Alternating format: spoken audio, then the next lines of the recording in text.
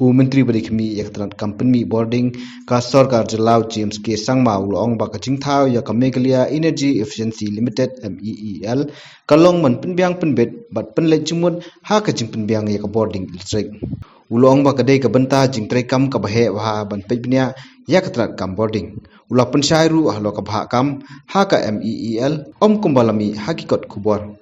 The Meghalaya Energy Efficiency Limited was formed, some months back, and this is with the intention of streamlining and giving focus to energy efficiency, which is a very big, area into which the power sector is moving towards, and to give that kind of thrust and focus into it. The power department went ahead and the government has given its assent to form the MEEL, that is the Meghalaya Energy Efficiency Limited. Unlike the report which has been published in some newspaper daily, the chairman of the Meghalaya Energy Efficiency Limited is the ex officio the minister in charge power.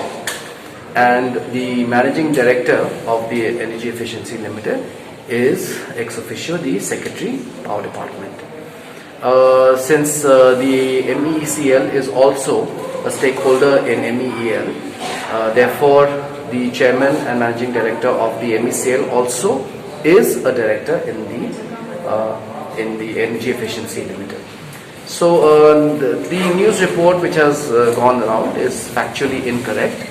And therefore it's important that facts are ascertained before publishing anything.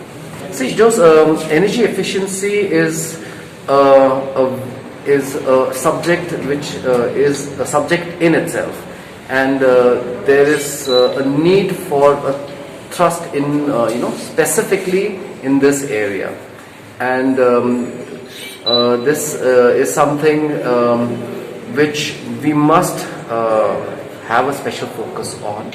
And MEECL has its three wings, which is the generation, the distribution, and the transmission.